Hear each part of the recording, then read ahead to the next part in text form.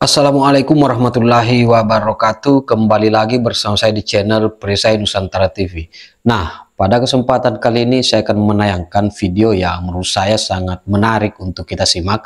Dimana dalam video ini teman-teman pasti pernah mendengarkan ceramah provokatif dan ujaran kebencian yang kemudian dilakukan oleh Bahar bin Smith terhadap Kang Deddy Mulyadi, untuk kemudian tidak memilih Kang Deddy Mulyadi karena dianggap bahwa Kang Deddy Mulyadi ini orangnya syirik, orangnya tidak taat kepada Allah Subhanahu wa Ta'ala, padahal pada dasarnya hal yang kemudian tidak boleh dilakukan oleh seorang ulama sekelas Bahar bin Smith, ketika misalnya Bahar bin Smith dianggap ulama.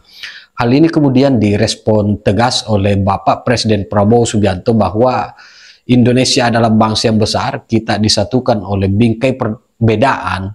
Meskipun kita berbeda-beda, akan tetapi kita tetap satu tujuan, dan ideologi negara kita adalah Pancasila, yang kemudian menjadi falsafah negara untuk menyatukan banyaknya perbedaan di negara kesatuan Republik Indonesia. Dan tidak hanya Bapak Presiden Prabowo Subianto, Kang Deddy Mulyadi juga menanggapi apa yang kemudian menjadi statement provokatif yang disampaikan oleh Bahar bin Smith. Jadi tidak perlu berpanjang lebar. Seperti apa videonya, kita simak berikut ini. 4 nih calon gubernur.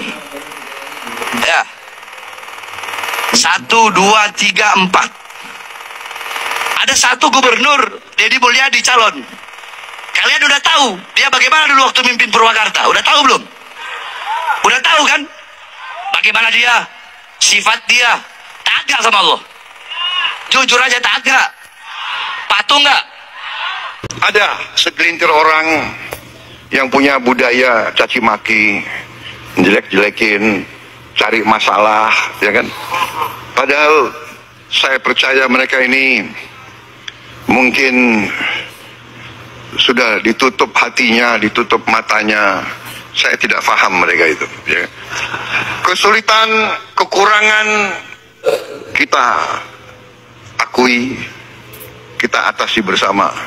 Koreksi, kita koreksi. Tapi bangsa yang besar janganlah mempunyai adat, mempunyai kebiasaan caci maki antara kawan, caci maki dengan pemimpin. Caci maki itu saya kira tidak baik. Itu bukan ajaran agama kita, itu bukan ajaran agama-agama lain pun. Saudara-saudara, rakyat kita tidak suka mereka-mereka yang bicaranya kasar, ya. Pribadi kita bukan pribadi seperti itu. Jangan bawa budaya-budaya dari mana. Bangsa Indonesia adalah bangsa yang penuh sopan santun. Saudara-saudara, dituding sesat. Ini jawaban Kang Deddy Mulyadi. Ya, kan gini loh, syirik mensyirikan, sesat mensesatkan menjadi hal yang biasa sekarang kan. Setingkat Pak Quraisy aja disebut sesat, setingkat Pak Mahfud MD saja disebut sesat, gitu loh. Setingkat Pak Mahfud MD loh itu. Kemudian setingkat dulu Cak Nur, pemikir besar Hasanah Islam Indonesia, itu juga disebut kafir kan, gitu loh. Saya Gus Dur sama kan, sesat. Ya kebetulan saya ini adalah para pengagum mereka, gitu loh. Pengagum Cak Nur, pengagum Gus Dur, pengagum Cak Nun, Gus Mus, gitu loh. Saya pengagum pikiran-pikiran Pak Quraisy dari sisi tafsir Al-Quran, ya. Ya, tentunya saya memahami itu dalam 3 pokok pikiran: keislaman, kemodernan, dan keindonesiaan. Nah, bicara keindonesiaan, saya ke Sundaan. Nah, ketika ke Sundaan, pasti kan masuk dalam ruang lingkup kebudayaan pada masa lalu. Yang menjadi pertanyaan saya adalah, kenapa setiap nilai-nilai kebudayaan masa lalu bangsa saya, orang Sunda atau orang Jawa, selalu dimusyrikan, selalu dibikin identitas bertentangan dengan agama? Letak bertentangannya di mana? Itu yang menjadi pertanyaan saya. Tetapi ajaran kebudayaan yang dibawa dari Timur Tengah itu kan juga banyak yang bukan dilahirkan pada zaman Nabi. Sebelum Nabi sudah ada. Nah, misalnya Pak Said Agil pernah menyampaikan dalam ceramahnya, masjid itu pakai menara menara itu dari munara. Munara itu adalah tempat penyimpanan api, yaitu orang-orang Majusi waktu itu menyembah api yang disimpan di menara. Kemudian menara itu menjadi khasanah masjid yang dipakai di kita semua. Kenapa sih itu boleh dipakai jadi masjid? Kenapa yang di kita nggak boleh?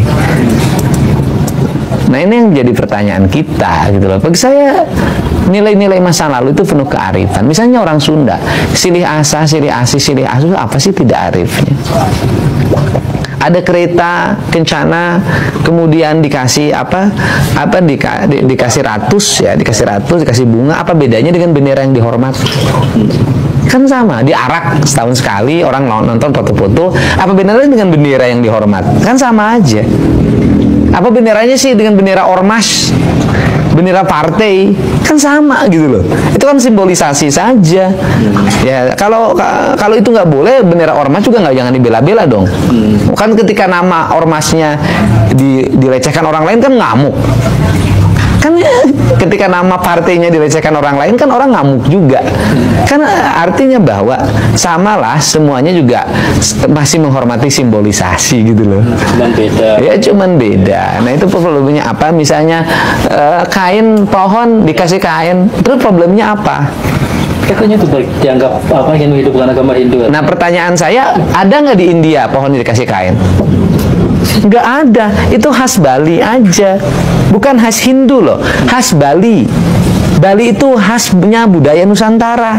Nah kemudian menjadi pertanyaan saya, terus masalahnya apa? Bagus mana pohon dikasih kain dengan pohon dikasih paku? Dikasih paku, kasih iklan, ditulisan di situ, misalnya hubungi 08 sekian gitu kan ya, untuk sedot tinja.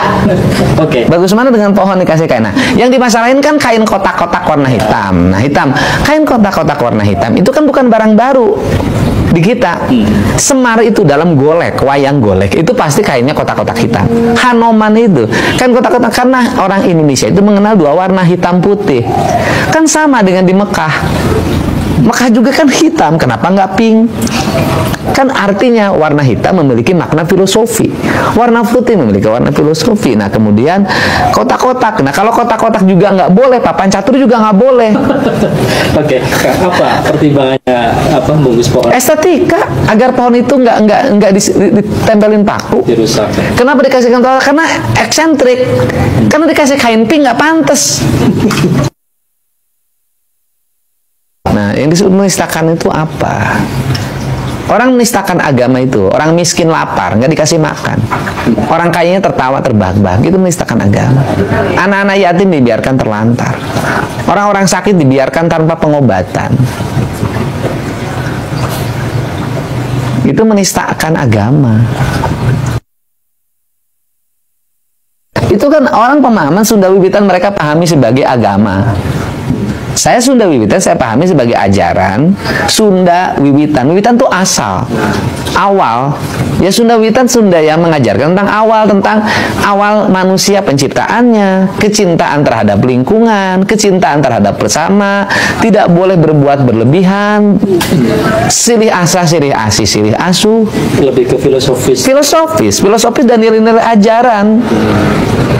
Bukan. Terus apa salahnya? Bukan sebagai bagian dari agama yang perlu. Nah, pertanyaannya saya adalah dari sistem ajaran nilai yang diajarkan tentang ketuhanan, kemanusiaan, lingkungan, apa yang salah? Terus tunjukin di 1000 patung itu di mana? Katakan bilang seperti itu. Loh enggak, mereka salah pemahaman. Di Purwakarta itu patung itu bukan barang baru. Purwakarta itu punya industri keramik pleret. Ya kan, membikin celengan dari tanah liat, celengan semar, terkenalah celengan Paleret. Jadi itu asli Purwakarta. Celengan Paleret dibikin patung celengan yang besar-besar, yang harimau, yang itu, yang ini. Nah, ada khas Paleret namanya menong. Nah, menong itu adalah identitas Paleret dan menjadi khas Purwakarta hari ini. Saya menjadikan menong hari ini menjadi asalnya mukanya perempuan menong itu, ya kan? Diganti oleh saya mukanya jadi wayang dua muka. Kalau ada Dorna, di baliknya ada Semar. Kalau ada Yudhistira, di baliknya ada Duryodhana. Kalau ada Sangkuni, di baliknya ada Bisma. Jadi manusia itu dua muka. Saya pasang di gerbang masuk ke arah Purwakarta lewat Jatiluhur. Itu khas yang bikinnya orang Pleren. Itu identitas kita. Terus pertanyaan saya, yang problem apa? Nah, berhala ya konsisten.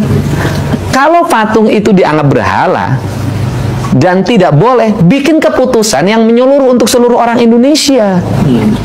Dalam keputusan Kepres, dalam Perpres, dalam undang-undang. Karena saya bupati penyelenggara konstitusi. Pertanyaan saya adalah, kenapa sih kalau patung harimau Kodim nggak dimasalahin? Kenapa patung Lodaya di Polres nggak dimasalahin? Kenapa patung polisi nggak dimasalahin? Kenapa patung tentara nggak dimasalahin? Sepertinya memang. Nah, di Jakarta patungnya lebih gede, patung Sudirman. Nah, persoalannya kenapa sih patung yang gede di Jakarta yang dimasalahin, yang di Purwakarta yang kecil-kecil? Nah, itu pertanyaan saya. Kenapa sepertinya FPI? Saya nggak tahu. Nggak tahu. Sampai Ya nggak tahu. Mungkin saking sayangnya sama